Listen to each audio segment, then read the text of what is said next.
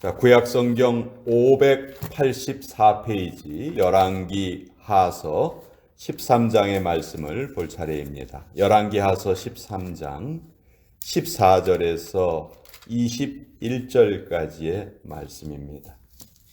구약성경 584페이지 열왕기 하서 13장 14절에서 21절까지의 말씀입니다. 우리 14절서부터 21절까지 한 목소리로 같이 읽겠습니다. 시작. 엘리사가 죽을 병이 들매 이스라엘의 왕 요아스가 그에게로 내려와 자기의 얼굴에 눈물을 흘리며 이르되 내 아버지여 내 아버지여 이스라엘의 병거와 마병이여 하매 엘리사가 그에게 이르되 활과 화살들을 가져오소서 하는지라.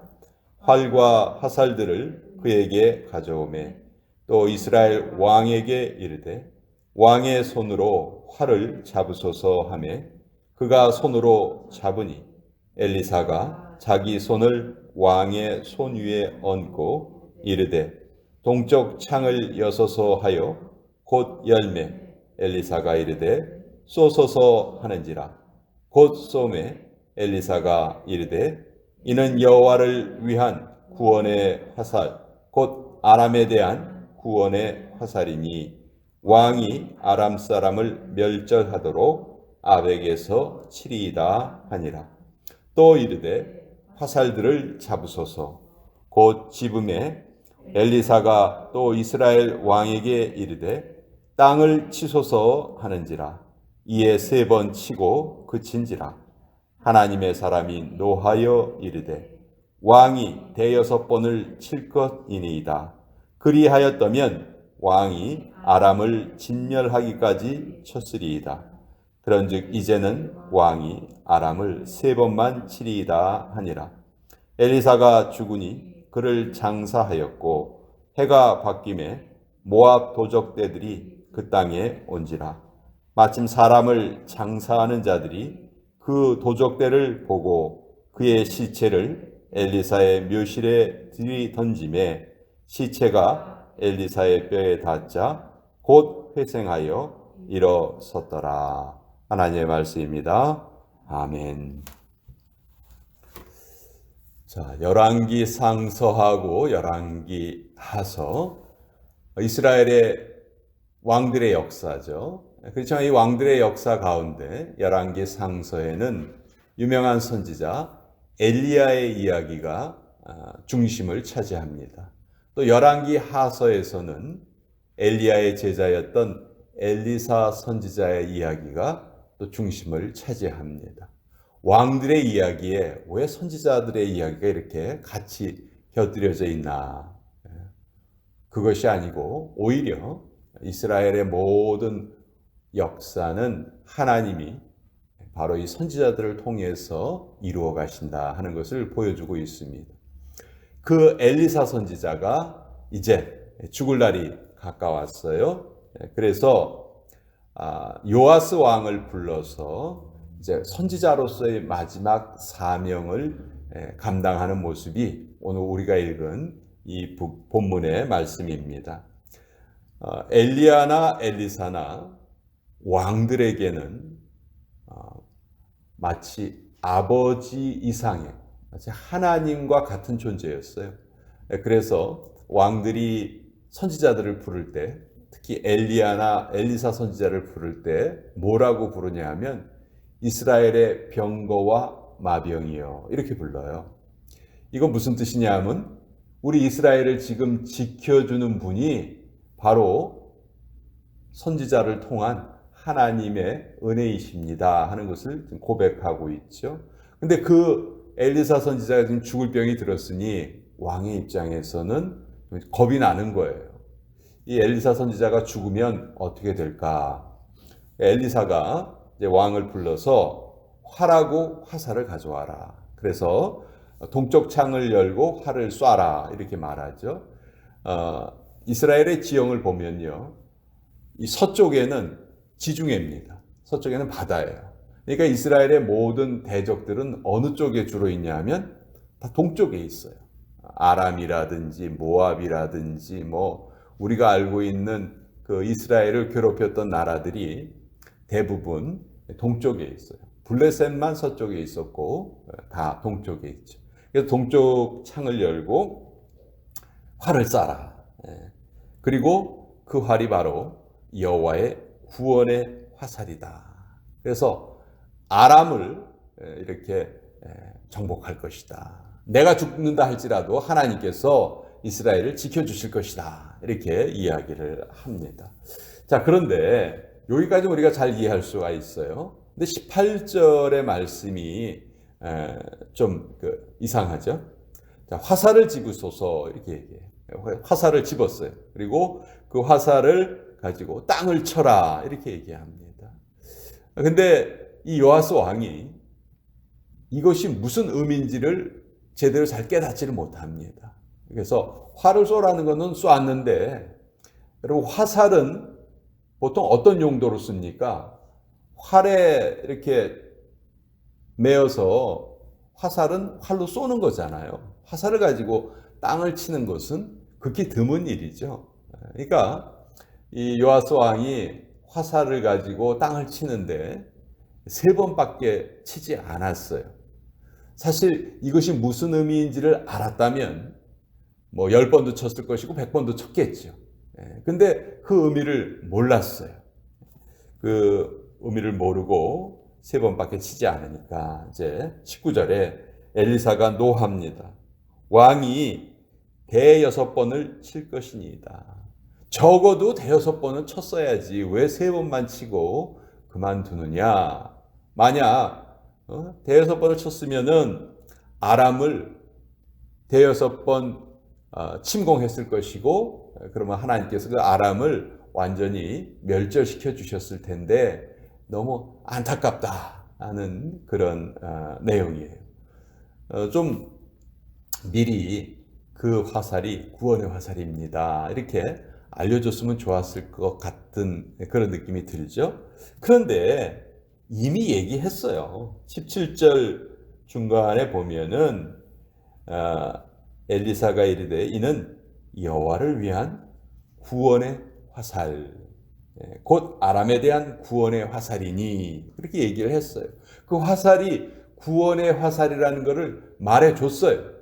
근데 그것을 제대로 마음에 새기면서 듣지를 않았던 것이죠. 결국 이것이 이제 엘리사의 마지막 모습입니다. 근데 그 다음에 나오는 내용은 더 신기해요.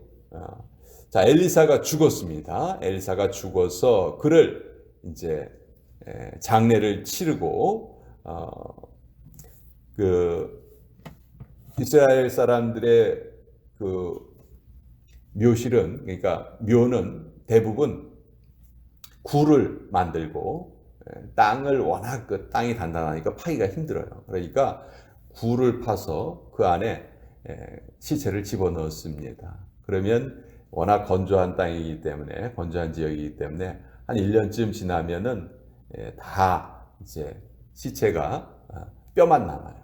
그래서 그 뼈를 유골함에 담아서 그 굴에다가 이렇게 넣어두는 것이 일반적인 이스라엘 사람들의 장례 풍습입니다. 그래서 엘리사도 그런 형식 그대로 엘리사의 시체를 굴에다가 안치를 한 거예요. 그런데 그 다음에 모압의 도적대들이 쳐들어와요.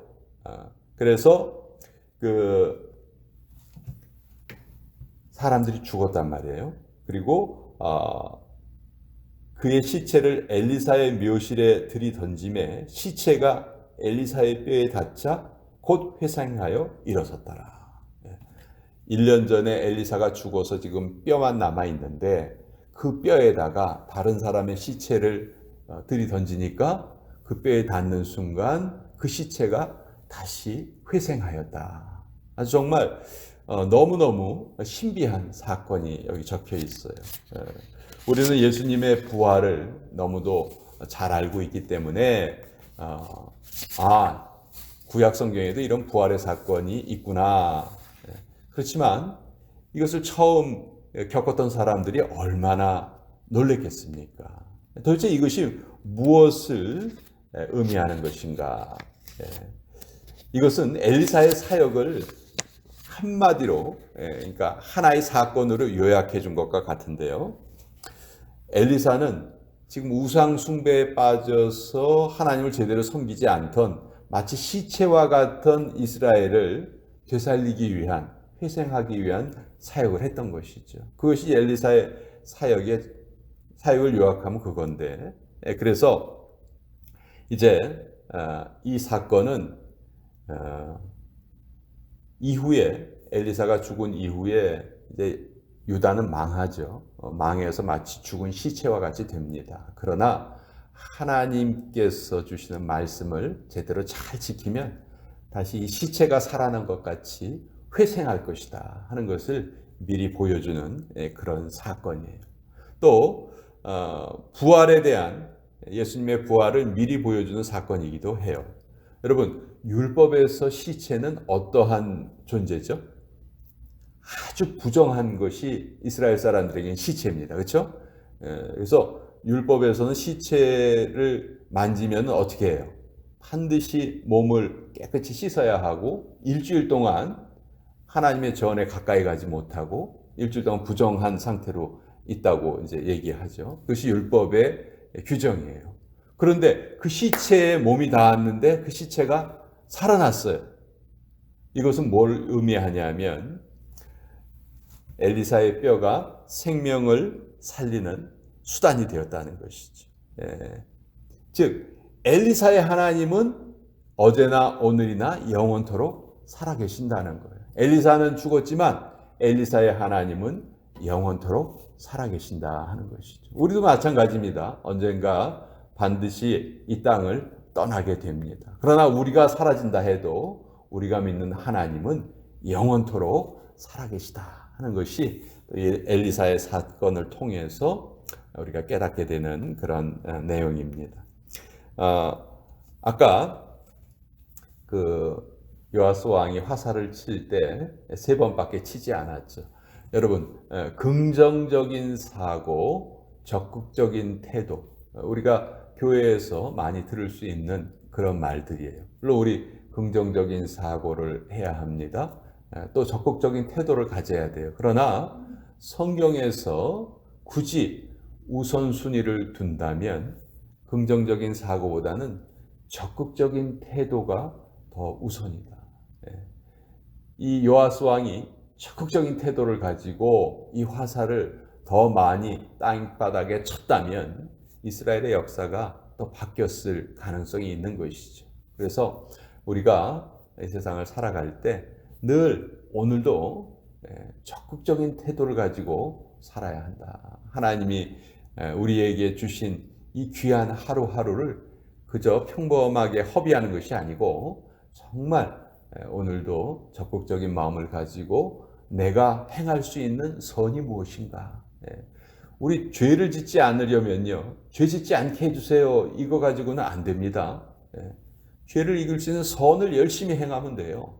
선을 열심히 행하면 죄를 지을 수 있는 그 시간이 점점 줄어드는 거잖아요. 그러니까 선을 열심히 행하는 것이 죄를 이기는 방법이지, 선을 행하지 않고 죄를 이기게 해 주십시오, 이것은 바른 태도가 아니라는 것입니다. 그래서 오늘 두 가지를 살펴보았습니다.